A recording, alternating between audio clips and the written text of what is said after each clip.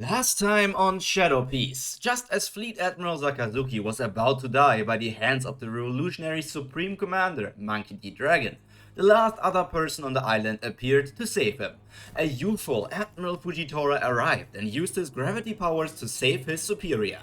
This turned into a 2 versus 1, and with the Purple Tiger's newly awakened power, it became much more even. His powers were so impressive in fact that Dragon assumed the press fruit to be another renamed god fruit, specifically the earth god Yonka, also known as the reshaper of space. Their battle continued, leading to injuries on both sides, but the rain god still felt confident in his victory. It had to come fast though, as Fujitora could get a better grasp on his newfound powers if this went on for too long. Even though he was on the brink of death, Akainu managed to land an incredible smash attack against Dragon, leading to a crack in the god's bones. However, the Marines weren't the only ones evolving and surpassing their limits.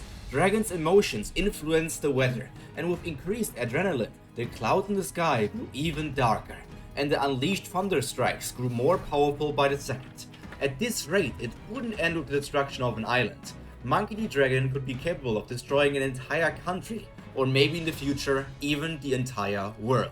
Despite him starting to bleed and getting mad, his face remained unchanged.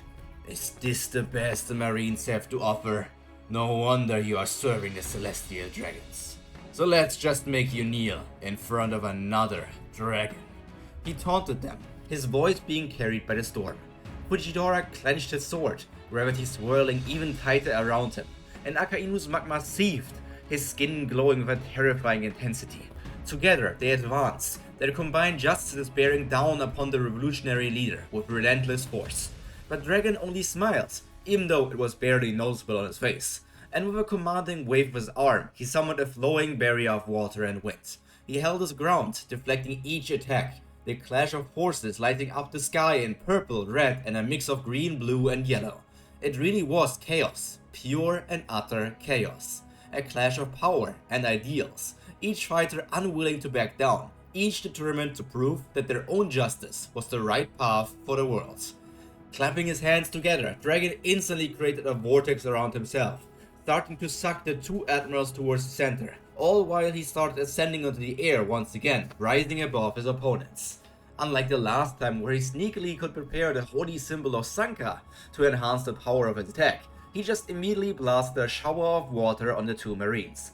However, just that wouldn't be enough, and the revolutionary knew that. With quick thinking, he added thunder shocks and cutting winds to the attack. All of it just bursted on Akainu and Fujitora. The red dog was better prepared this time though, forcing his heat to rapidly rise and counter the elemental attack of the world's worst criminal. Stopping it wasn't possible for him alone, especially as Dragon continued to produce more and more of his attacks. But Sakazuki wasn't alone, not this time, as his magma clashed against the water and warded off the other elements. Another wall of fog got created. All of their observation haki cancelled each other out. Now they could only rely on instinct and personnel predictions.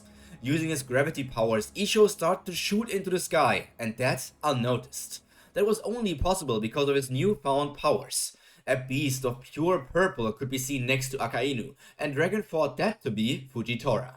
But in actuality, it was a tiger that he spawned that can also change the gravity to a degree, supporting the Fleet Admiral in his defense. It didn't take long until the Admiral soared above Dragon and started his own attack.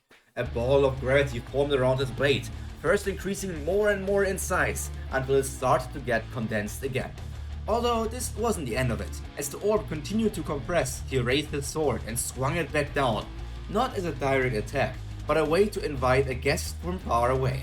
So far in fact that there is no air and light in the place that this thing is originally from. A meteor, the size surpassing the entire Momoiro island they were on, started to descend. Through its shadow, Dragon realized what was going on. He looked above where Fujitora just was, but instead of him, only a gigantic space rock could be seen. Raising one arm above himself, he started an attack towards the meteor, while continuing the shower directed to Akainu, but it weakened, as now his attention was split. This gave Sakazuki the opportunity to start pushing back and getting closer to hitting the monkey man of a stream of magma.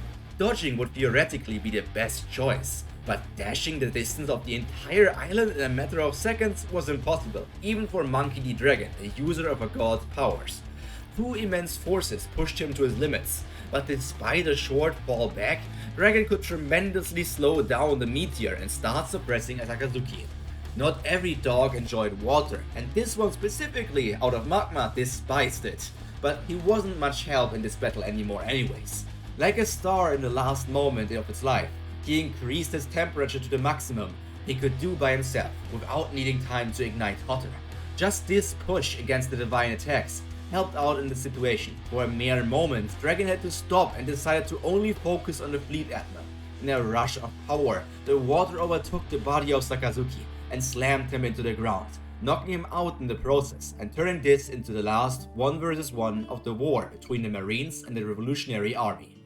However, in this split moment, the island-sized meteor already made its way close to the rain deity, but now he could focus all of his attention on it. And a huge blast of water, bigger than a palace, got shot towards it, making the rock crumble away in one area, but falling down everywhere else. Fujitora was nowhere to be seen, but that was to be expected. After all, such a massive meteor was blocking the sight of the Supreme Commander. With every attack, Dragon formed himself a path through the super-sized stone, until he found himself surrounded by it. If the purple tiger made it all implode now, he wouldn't be able to survive it. But if his guess was correct, doing that to the meteor was too much for the newly awakened Admiral. Piercing through the attack, Dragon could only think about everything that he had lost in this battle. But at least Sabo, the new hope, the Flame Emperor, was still out there somewhere, alive. If he managed to get through this ordeal, it would be his victory, but doom was coming.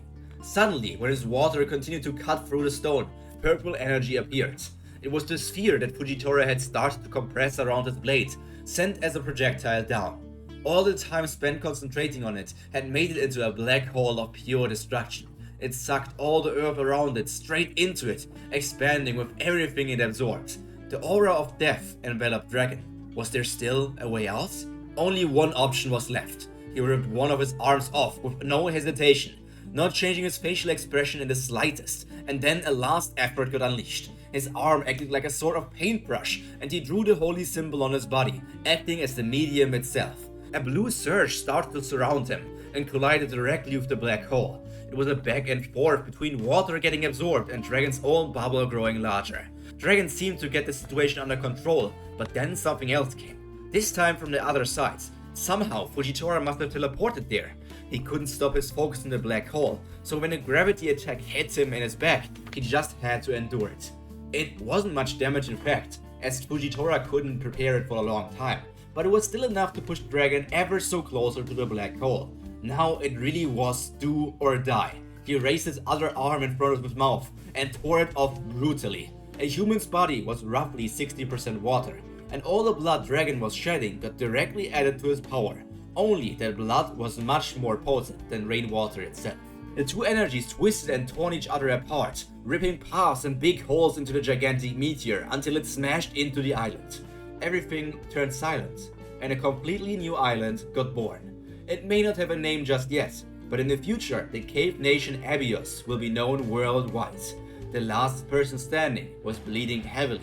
The power had taken a tremendous toll on their body, but in the end, they came out victorious. It's time to leave this place. We need to gather our force, our strength, for the future. Walking up to Akainu's body, Fujitora picked up his superior and started navigating to the edge of the new cave system, making himself back on the way to the marine headquarters. Dragon made the black hole disappear, completely collapse, but in the process his body got decimated as well.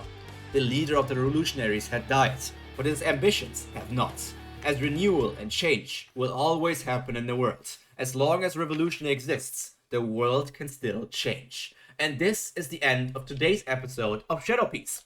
I hope you enjoyed this arc, because this is the end of the war between the Revolutionary Army and not the Blackbeard Pirates, they're still coming, the Marines. And now we can return to our main characters. Next week you can finally see Moria again, so I hope you look forward to that. All that's left to be said is stay happy, stay healthy, and most importantly, stay cultured. Pyro, out. Bye!